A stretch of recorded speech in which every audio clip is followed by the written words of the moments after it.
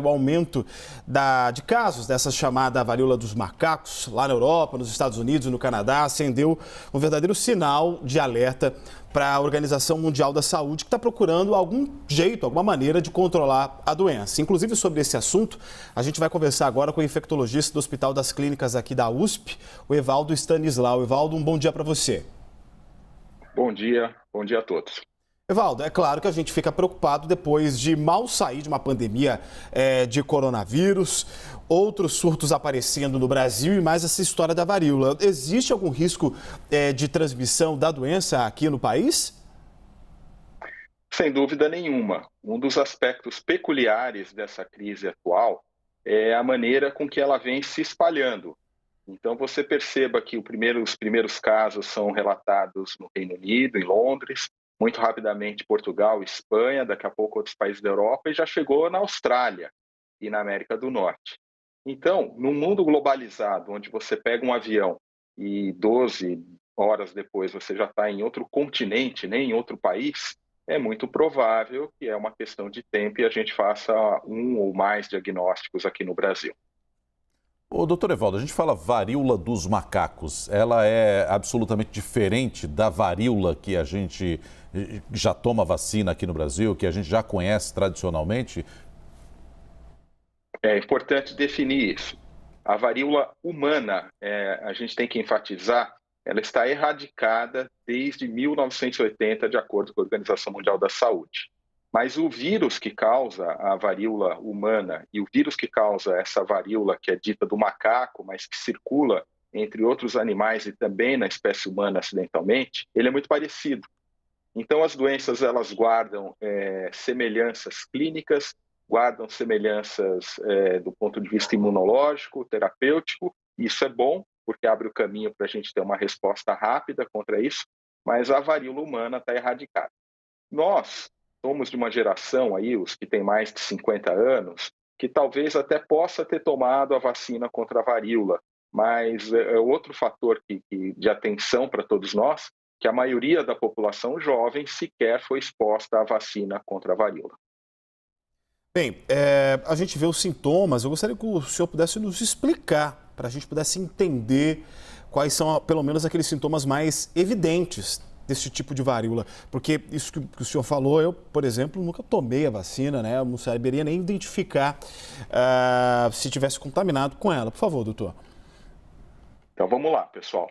Primeira coisa é manter a calma, porque lesões na pele são lesões muito comuns. Existe uma série de outras doenças que dão lesões na pele e que a gente tem que pensar antes de pensar em varíola de macaco. Então, senão vai todo mundo para o pronto-socorro porque ele está com alguma manchinha. Entretanto, no extremo oposto, os médicos têm que estar alertas porque um caso que deva ser notificado como suspeito, ele começa com uma lesão na pele. Então, se você sente um quadro de febre, mal-estar, eventualmente notou algumas ínguas, alguns gânglios aumentados em algumas regiões do seu corpo, e viu manchas que começam vermelhas, depois viram umas bolinhas de água e que podem furar, e que podem ser múltiplas ou isoladas, isto é um caso que deve ser considerado com uma possibilidade da varíola. E aí eu quero fazer uma distinção que é muito importante. A catapora, por exemplo, que é muito comum, ela dá vesículas também, dá essas bolinhas de água na nossa pele. O herpes pode dar também bolinhas de água, mas o herpes ele vem acompanhado de uma dor muito grande e a catapora ela tem uma característica que é aquilo que a gente chama de polimorfismo regional. Ao mesmo tempo que você tem as bolinhas de água, você tem lesões vermelhas, você tem lesões que já viraram crostas, enquanto a varíola, ela acompanha um ritmo. Então, você tem as lesões sempre parecidas, as lesões estão na mesma fase evolutiva. Então, diante do alerta sanitário, eu diria a quem nos assiste que se você viajou, se você teve contato com alguém que veio do exterior, e apresenta um quadro de febre, mal-estar, gânglio e lesões vermelhas na pele ou pequenas bolinhas de água ou feridinhas, procure orientação médica. Doutor Evaldo, é uma doença mais predominante ou que aparece mais no continente africano. Aliás, o que se fala é que surgiu na República Democrática do Congo nos anos 70. Como é que eles lidam com isso lá? Há tratamentos e isso, claro, é trazido para os outros países? Existe um tratamento consistente para essa varíola dos macacos? Olha, esse é um dos problemas do mundo. O mundo é um mundo desigual e a gente tem o que a gente chama de doenças negligenciadas. São várias doenças negligenciadas. E elas têm em comum comprometer países mais pobres, populações mais humildes. Então, como é que eles lidam com isso? Primeiro, existem casos esporádicos nesses países africanos, são alguns países da África, e esses casos esporádicos eventualmente viram pequenos surtos localizados. O tratamento ele é feito com monitoramento, cuidados sintomáticos, cuidados locais da ferida. Existe a possibilidade de se aplicar uma vacina. Recentemente, uma vacina foi desenvolvida para a varíola do macaco, mas a vacina contra a varíola humana também pode ser utilizada. E aí essa vacina ela pode ser utilizada como bloqueio para contenção dos casos ou pode ser utilizada até para quem já começou a desenvolver os sintomas desde que seja inicialmente.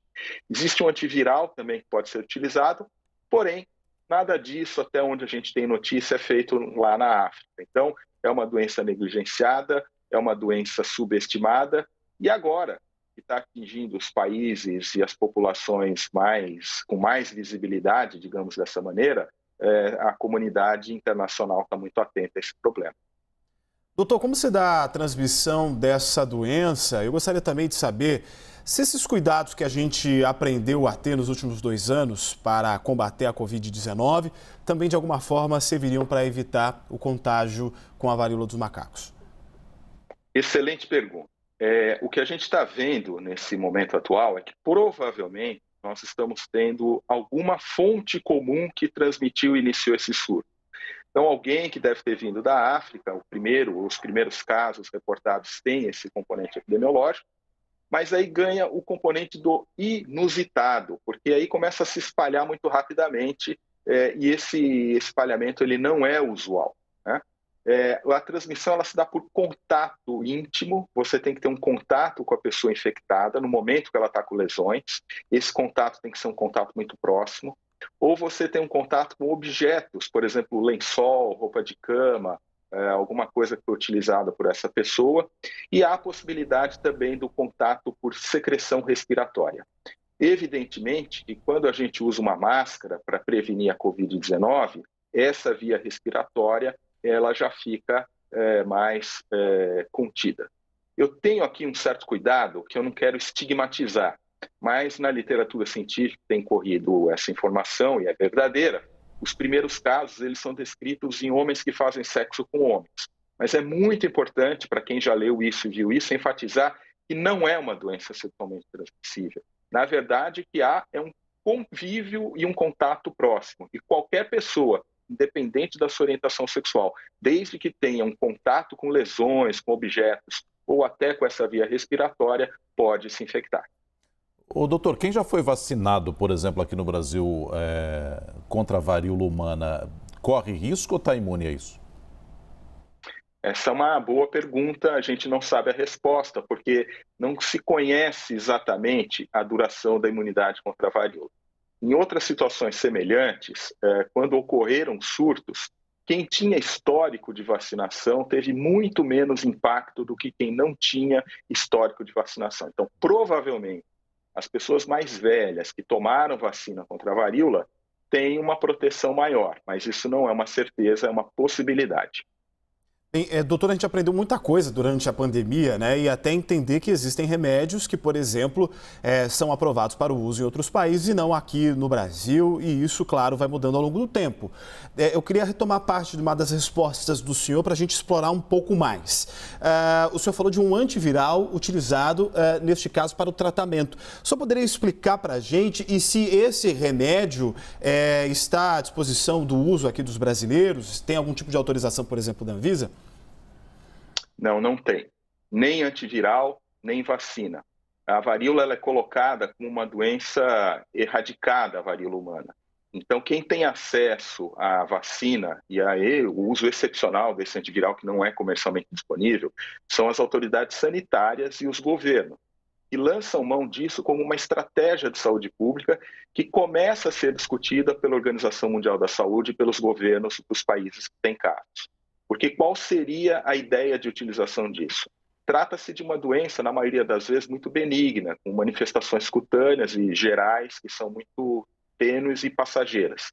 Porém, para você fazer um bloqueio e evitar a disseminação, porque uma das possibilidades é que essa cepa que circule possa ter alguma capacidade de transmissão mais rápida.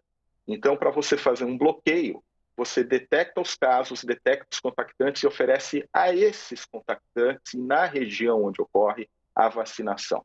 E nos pacientes que têm algum tipo de risco, pacientes muito jovens, crianças jovens, mulheres grávidas, pacientes imunodeprimidos, eventualmente lançar a mão desse antiviral.